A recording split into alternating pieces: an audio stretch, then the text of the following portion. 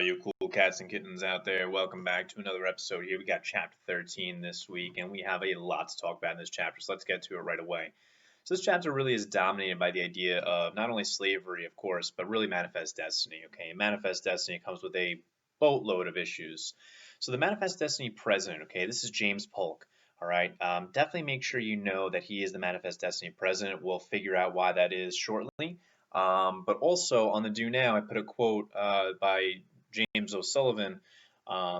Definitely John O'Sullivan. Just know that he is also used very widely by the exam. Okay, this right here, this guy. So make sure you know and recognize that he's the guy that coins the term manifest destiny. That'll pop in a second.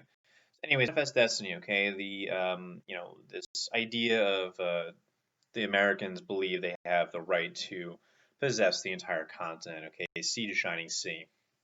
In James Polk's presidency, the Manifest Destiny president, we're going to see us take over Oregon. We're going to see the annexation of Texas. Okay, so we'll finish that story of Texas from last week and the acquisition of California. Okay, so let's start Manifest Destiny. Manifest Destiny, like I said, was coined in 1845 by John O'Sullivan, but it's not a brand new idea. I've been mentioning this term, manifest destiny, for a while. In our first few chapters, when we talked about the 13 colonies, we talked about the colonists pushing past the frontier, pushing into that French and Indian territory, which caused huge conflict in 1763, that 7 Years' War, that French and Indian War. And then later on, we talk more about us pushing past our boundaries. After the Revolution, the Articles of Confederation takes in the old Northwest Territory. We acquire Florida. We purchase Louisiana Territory. And then in this chapter, we'll talk about all that other territory, Oregon, Mexican cession. So, Manifest Destiny is really a U.S. history theme, okay, from beginning to end. Manifest Destiny, since the beginning, like I said, has been going on. We're always trying to push the boundaries, even after this chapter, okay, our synthesis point, if you will. If we were writing an essay about this, we can connect other time periods very easily, either from the past, like I just mentioned, or even in the future, okay? We'll talk about imperialism in the near future, chapter 20. We'll talk about space exploration, the final frontier. That's all manifest destiny. All right, so manifest destiny, if that's one of your topics as an essay on the exam, that's a home run. Now, obviously, with us expanding our territory and going to the frontier and beyond, that also brings in the issue of slavery. So that's the big issue. I do want to point your attention to this picture here. This is a picture that is widely used on the exam. This is, the first thing that would pop up if you were to type in manifest destiny on Google. So really brief, just to break it down. All right, in the middle, the focal point of the picture is the angel. Okay, the woman, she's definitely an angel because she looks like it, and she's probably carrying a book that looks like the Bible. You take a look at some of the people that are following her, some white settlers down here at the bottom, the carriages, the horse, some Native Americans running away, some animals, some bison. You see civilization is following her, okay, the trains, she has a telegraph wire in her hands, there's boats and bridges back here, and she's heading, looks like from east to west, okay, from the lightness, okay, civilization, to the darkness, okay, the unknown. All right, but definitely make sure you know and recognize that this represents manifest destiny. Okay, so let's talk about Oregon. Oregon, if you remember, the last time we mentioned this was during the Secretary of State, the presidency of James Monroe, and his Secretary of State, John Quincy Adams, had been that foreign policy guru, if you will, that essentially got England to agree to with us to jointly occupy Oregon country. We split it in half, basically, to jointly occupy it. Well, now that agreement is up, okay, it's been more than 10 years, and now America wants all of it, okay? And James Polk, as he's running for president, he has this slogan, 54, 40, or fight. He's willing to fight for all of this territory, okay? He's willing to go to war with England, basically. We don't go to war with England, okay? In the end, we come to this little compromise here where we're going to split it in half, essentially, and at the 49th parallel, which is our boundary today, we take the southern half of the Oregon country, and England takes the top half. Okay, that's for Canada. A lot of people come out here via the Oregon Trail for many different reasons. There's beaver trade, there's those pelts, there's fishing on the coast, and eventually some trade over with Asia. All right, so many different reasons as to why Americans will head out on the Oregon Trail to Oregon country. All right, so a lot of people do, a lot of missionaries, a lot of mountain men. Okay, a good movie about this with mountain men is The Revenant with Leonardo DiCaprio. About that, and like I said, missionaries as well. Okay, that brings us now to the story with Mexico once again. We've already talked about our beef with Mexico to this point. To continue talking about that brings us back to this. So we already know about what's going on with Texas, and not only does America kind of want Texas for the land, we also want California. Okay, California is very valuable to us because it has a lot of land. There's already a good amount of people out there, okay, from Mexico. So America asked Mexico, hey, listen, $25 million, can we buy it? Mexico says no. Okay, the Slidell mission, okay, was us attempting to buy California, and Mexico says no. So, in kind of like a little sneaky move here, James Polk, president, sends future president Zachary Taylor with the army into disputed land, okay, the border, if you will, between Mexico and Texas. And it's kind of like a sketchy story. Zachary Taylor claims that he was shot at, and he shoots back, and it starts this conflict, and basically comes back to Polk and says, hey, listen, we were shot at, we have to declare war. They're testing us. And they do. All right, they declare war, Congress declares war, and the Mexican-American War begins in 1846. Now, the story is very sketchy because, it's like, he said, she said. Zachary Taylor claims that he was shot at, and Mexico is going to claim that they were shot at. So we don't really know exactly what happened. It's a very sketchy, very gray story. Okay, not too sure.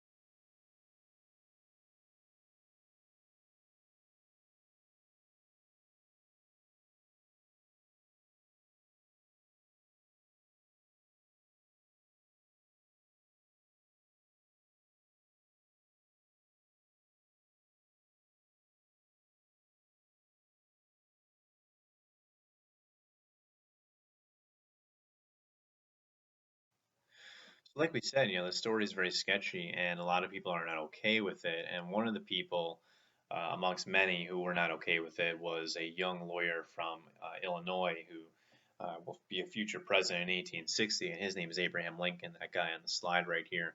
He says, listen, okay, show me the spot in which they shot at you, okay, and that's called the spot resolution. He wants to know where exactly that Zachary Taylor was shot at. Zachary Taylor cannot produce that exact spot, and again, sounds very sketchy. A lot of people are not going to be okay with this war. Northern Whigs are going to oppose the war because they believe the South is trying to expand their slaveocracy. Other people were against the war. A couple chapters ago, Henry David Thoreau, okay, one of our transcendentalists, okay, he decides to use his idea of civil disobedience, which, if you remember from last year, used by Gandhi, which is a peaceful form of protest to show you're upset or you're the injustice of a law. And Henry David Thoreau, and showing his non-support for the war, he will not pay his taxes because he doesn't want to pay for this war. So, needless to say, there's a lot of controversy over the beginning of this war. Nonetheless, it does happen, it does begin, and it's pretty clear that America is going to dominate this war. And before we even win, okay, so before the war is even over, they propose something called the Wilmot Proviso, which says, okay, when we win the war, remember it's still going on, when we win the war, all this land that we're going to gain from Mexico, why don't we just ban slavery in it right now? Okay, don't even allow the question to come up. Well, obviously the South is not too happy about that, and this will not happen. The Wilmot Proviso does not pass. So the issue of slavery is still on the table. Okay, now continuing with some of the issues here. fast forwarding through the war, if you will, we really marched right into Mexico City and basically forced them to surrender. Okay, we go right into their capital, and like I said, this is a landslide victory for the United States. This is a huge, big win, and we're really going to take a lot of territory from Mexico. We're going to take their country. As you can see, 3 future presidents served in this war. Grant, we'll talk more about him. Pierce and Taylor, just in passing here. But big, big victory for the United States. Really haven't seen a big dominating victory like this just yet for America. So very, very good for in the sense of rationale, nationalism, etc.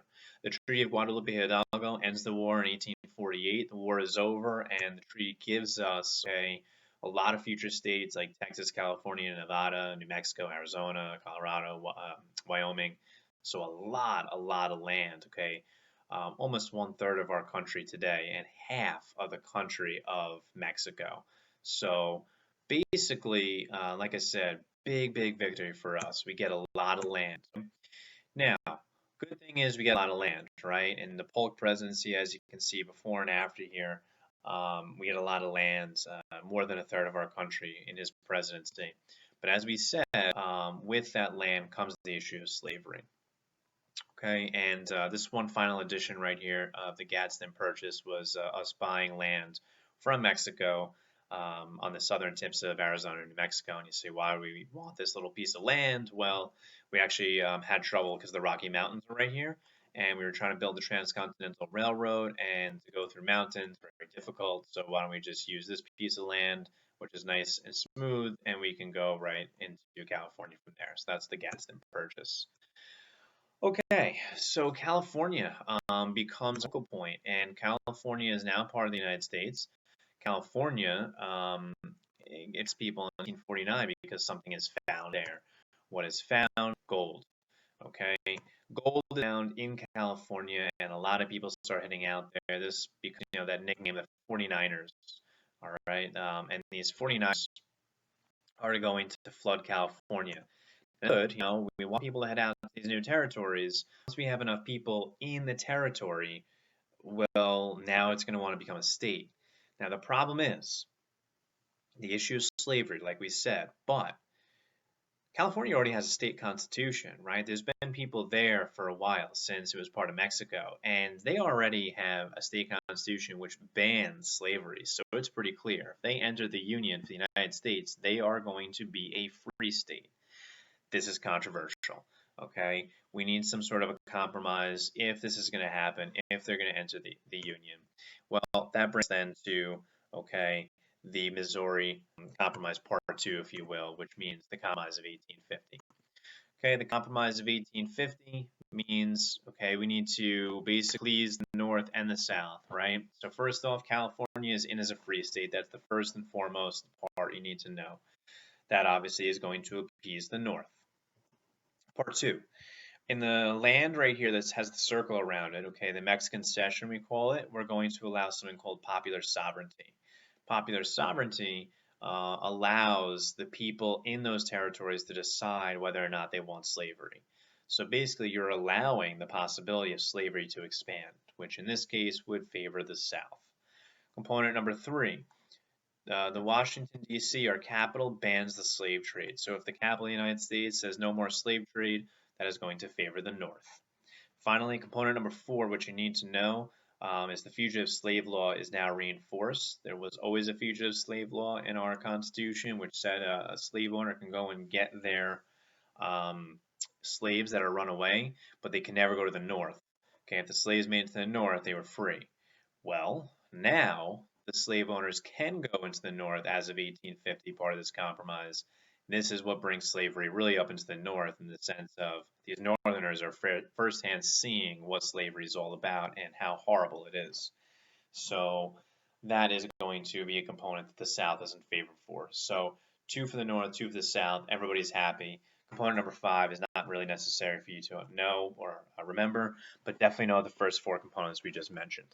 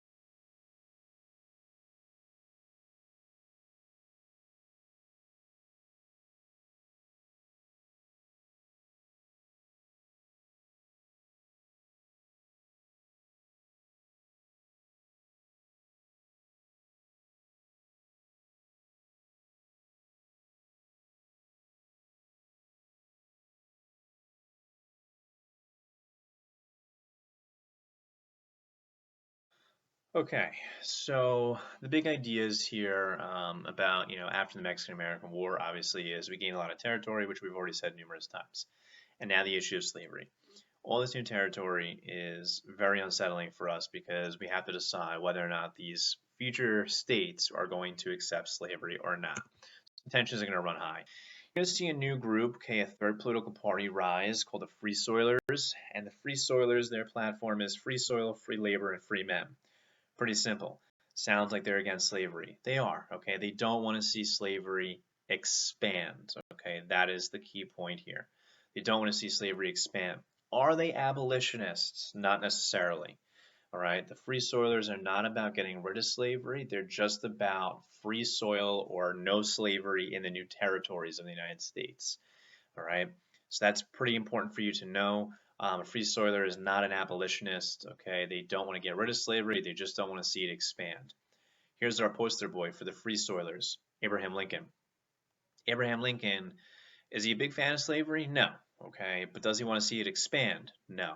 Does he want to get rid of slavery in the South? No. Make sure you remember that, okay? And this will all be important as we get closer to that 1860 election.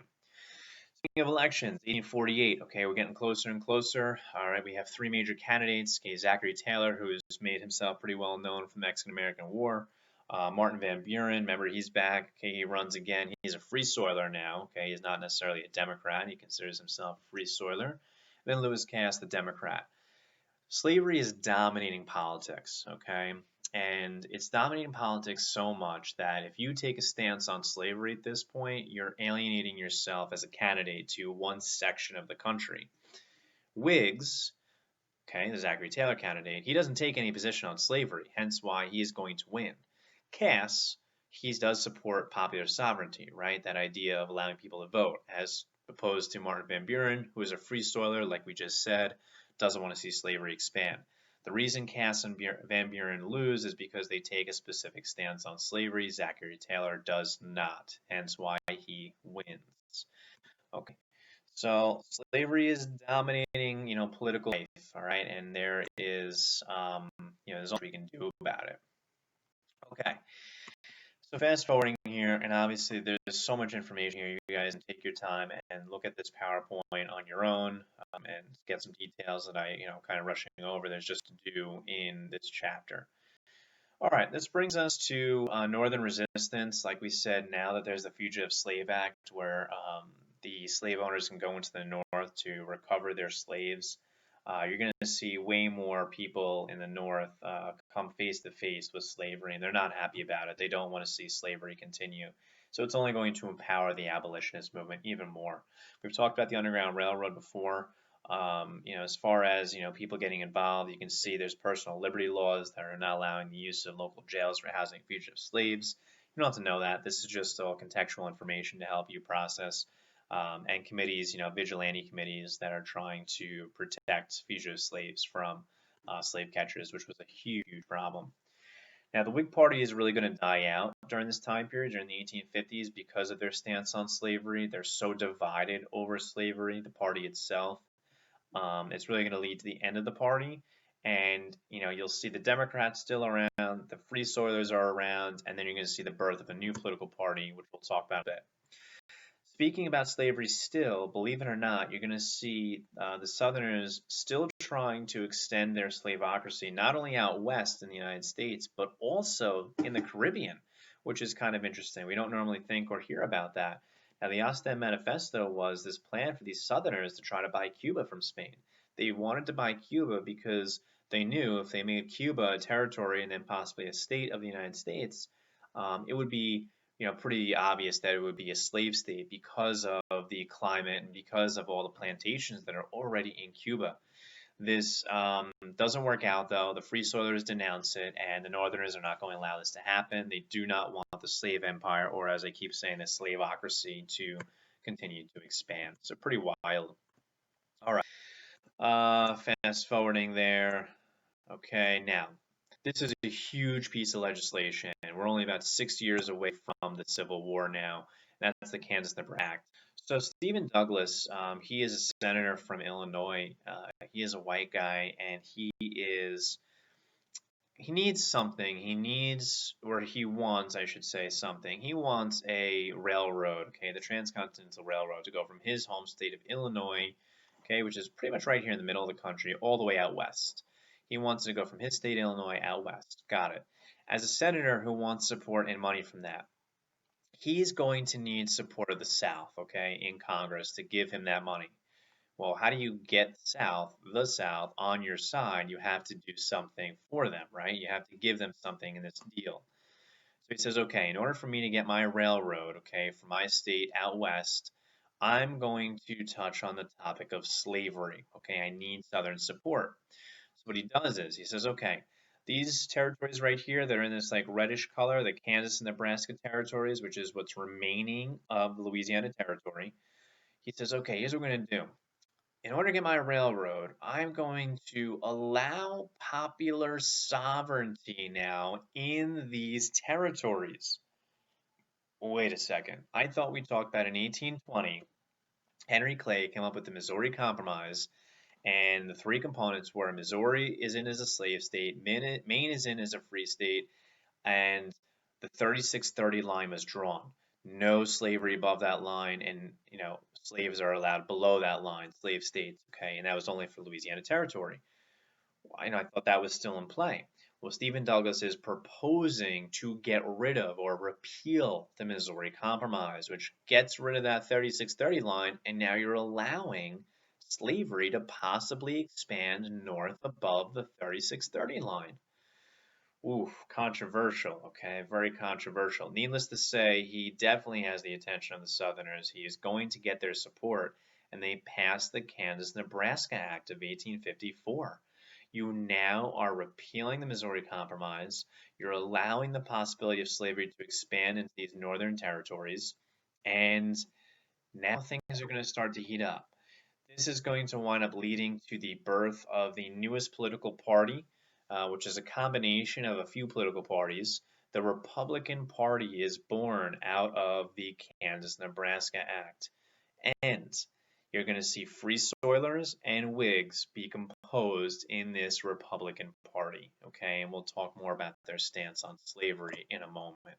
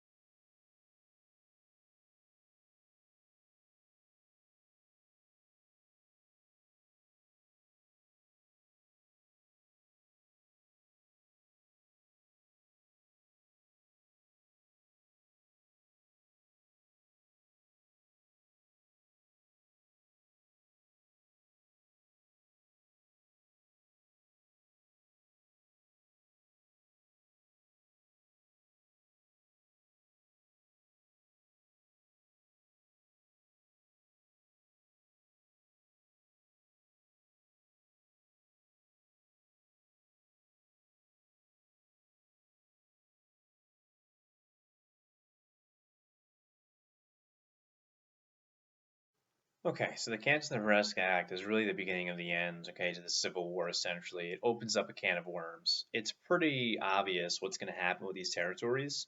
The Nebraska territory is really too far north to really see slavery go into, so, okay, the Kansas-Nebraska Act won't affect the Nebraska territory. Got it. But the Kansas territory is on the same, plateau, if you will, of Missouri, which is a slave state. So it's pretty obvious that Kansas could very well become a slave state.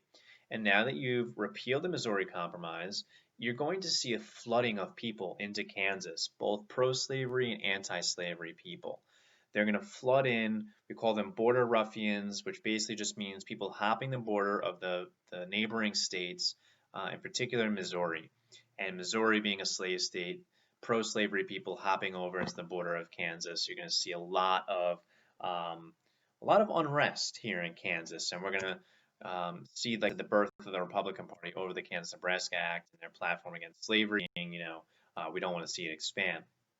Now, All these people hopping the border is going to lead us to what's called Bleeding Kansas. Bleeding Kansas refers to all the fighting between the pro and anti-slavery people after the Kansas-Nebraska Act is passed in Kansas. And that leads us to a couple of events here. The sack of Lawrence in 1856. This was a free soil town that was attacked by pro-slavery forces. That's just an example.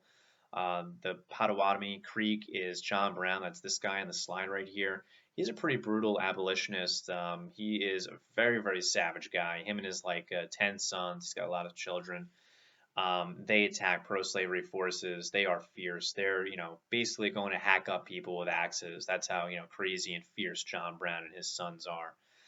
We'll talk more about him in a little while. He'll return for us for another event very close to the Civil War as well. By 1856, okay, the Civil War in Kansas is like a microcosm of really the fighting of what's going on, in the country, and basically a pre-Civil War, if you will. And the question of Kansas, okay, becomes, a pretty big question heading into the election of 1860. So we'll come back to that in a moment. Going back to a book, okay, we mentioned this in the last chapter. Just make sure you know Uncle Tom's Cabin was a book written by Harriet Beecher Stowe in 1852. She was the daughter of the American Temperance Society co-founder Lyman Beecher. Her book is a fictional book about a guy named Uncle Tom who was a slave, and he has 3 owners in this book, and by the 3rd owner, he is going to die because he's beaten to death. I did mention very briefly the synopsis of this story last week, so watch that video if you haven't. And essentially, if you remember what I said about this book, the effects of this book are that it really leads to the Northerners' eyes being opened as far as not being aware of what slavery was really like. Even though this was a fictional story, it really makes Northerners more aware of what's going on with slavery. So, again, this is a bestseller book by 1852 and is going to, have a significant cause for the Civil War in the sense that a lot of Northerners are now upset with the slavery stuff. Now, if you thought fighting in Kansas was bad and you thought a best-selling book is going to lead to a lot of people being angry, well, look at Congress. Pretty wild stuff going on in Congress. You think politics are wild today? I mean, imagine you heard about this story. So what happens is in Congress, okay, with all the issues of slavery going down, you have a senator from Massachusetts. His name is Charles Sumner. Okay, so if he's from Massachusetts, he's usually going to be an anti-slavery person. He gives a speech condemning the events going down in Bleeding Kansas, saying, you guys are fools. You're doing all this bad stuff. I can't believe you're doing this. This is so childish. Well, that little speech starts to piss off some people. One of his fellow congressmen, Preston Brooks of South Carolina, comes into Congress and beats down Sumner with a cane, as you see in the picture here.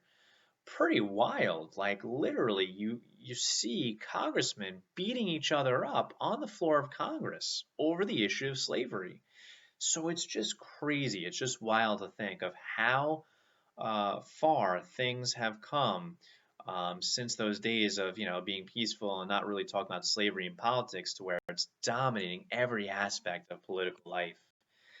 All right, to our next election, 1856. We're very, very close to those Lincoln days. So our first time the Republicans are going to actually run a candidate for the presidency. They run this guy, John C. Fremont, and the Democrats are running this guy, this picture on the slide. His name is James Buchanan. The Democrats pick him because he had nothing to do with the Kansas-Nebraska Act. He's pretty uncontroversial. He's, middle of the road kind of a guy. He doesn't seem to have a clear stance on slavery, which we've said before is a good thing if you're running for president. The Know Nothing Party, they run a candidate named Millard Fillmore. Remember the Know Nothing Party, they're anti-immigrant, anti-Catholic group. Now, Buchanan's going to win this election, like I said, because he doesn't take that huge stance on slavery, and he had nothing to do with the controversial Kansas-Nebraska Act. The Republicans did pretty good for their first time running a candidate, but obviously not going to win. Now, the biggest thing to talk about in Buchanan's presidency is not only his hairstyle, but really his issues with this what's called the Compton Constitution or Compromise, if you will.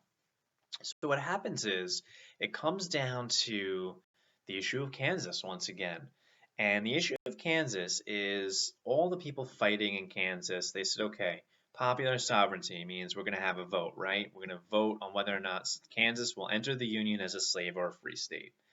So the day comes, all right? The day comes for the big vote.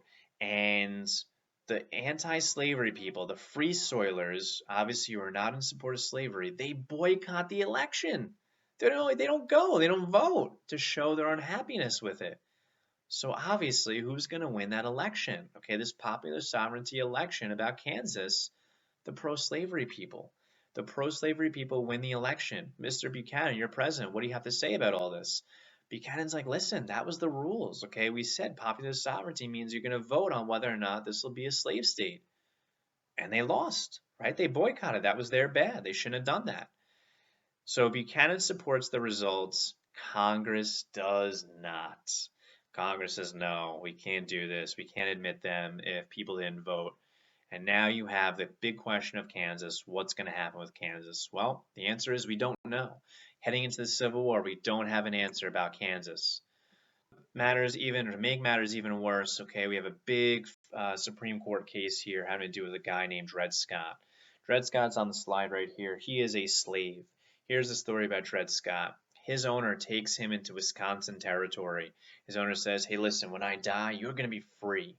And Wisconsin's all the way up north, okay? So it makes sense. When he dies, he's free. Got it. Just like planned, okay? Dred Scott's owner dies, and Dred Scott's like, yes, I'm free. Awesome. I love my life. Well, in the will of his owner, he gave everything to his brother-in-law. The brother-in-law says, Dred Scott, he gave everything to me. That means you too. You're his property. Dred Scott says, no, I was supposed to be free.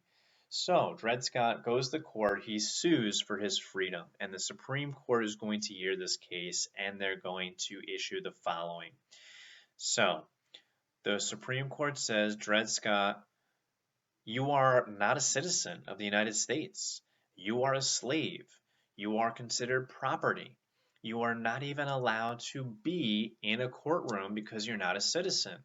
That's pretty mind-blowing. Think about that, okay? It makes sense, right?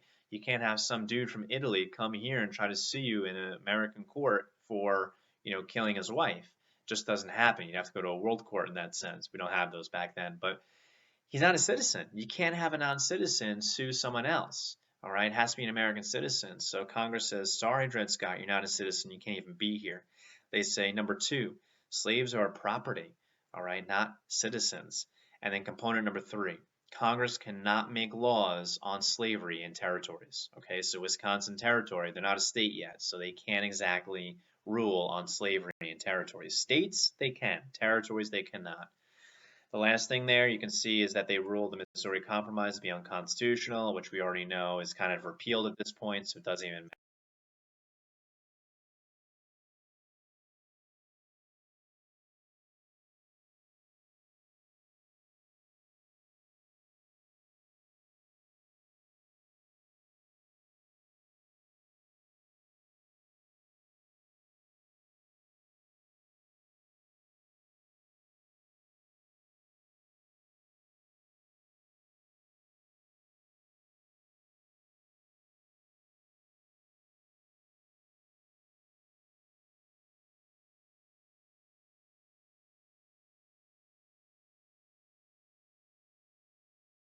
Okay, so let's finish off this chapter here, and that leads us to the Lincoln-Douglas debates. You don't really have to know this, but I'm just going to tell you this anyway. Lincoln really puts himself on the national platform to become like a household name during these debates. He runs up against Stephen Douglas, the guy that created that Kansas-Nebraska Act in 1858 for the Illinois Senate seat. Now, there's 7 debates held, and Lincoln really challenges Douglas on a bunch of issues, all revolving around slavery, like Dred Scott, for example. And he really gains his notoriety, his name to fame, if you will. And this is where people start to realize that, Lincoln is a very smart dude. He's got some really good views. He's maybe not an abolitionist, but he definitely is, someone who doesn't want to see slavery expand, okay, which is going to be very important when we get to his election in a couple of years. So anyways, like we said, Lincoln loses. Douglas keeps his seat. The Southerners are very angry about this new dude Lincoln coming up. And the Democrats are, like I said, we're going to be split in 1860 over the idea of slavery, which is going to hurt them. So let's finish up our last few causes here. What gets us ultimately to that 1860 election? We're 1 year away. John Brown, that crazy white dude from Bleeding Kansas, he's back once again. John Brown in Kansas he has this vision, right? He has this dream where he sees God basically tell him to go to Virginia, to Harper's Ferry, which is um, an arsenal, okay, a federal arsenal, a place where they keep guns. And he thinks that his mission is to overtake the arsenal, take all the guns, all the slaves in the area will rise to the occasion, they will have his back, they will take all the guns, and then they will basically start a civil war to abolish slavery. That's his vision. So John Brown follows it, okay? He goes to Virginia. He goes with his sons. They break into the federal arsenal. They kill all the guards. They overtake the arsenal. They're successful thus far. No slaves come to his aid. They're all scared that they're going to be punished for coming to his aid. And basically, now John Brown is going to be captured. The local militia is going to be brought in to capture him under the command of a general named Robert E. Lee, who we'll talk more about next week. They come in, they capture John Brown, they put him on trial, and he's sentenced to death. He becomes this martyr character for the North, and if you don't know what a martyr is, it means someone who dies for a cause. Okay, so an example is like Jesus. Okay, dies for a cause and becomes a character of affection. The North really admired John Brown, and the South thinks that the North put him up to this. They thought that they hired him to basically do this and start a civil war to abolish slavery. You can see the sectional tension increasing, and things are about to boil over. And that will lead us into that election of 1860, which we'll begin chapter 14 with next week. But for now, all that tension riding high, and we'll have to complete that story next week with chapter 14. All right, ladies and gentlemen, have a wonderful day. If you found this to be helpful, give it a like or subscribe. Other than that, have a great day. Peace out.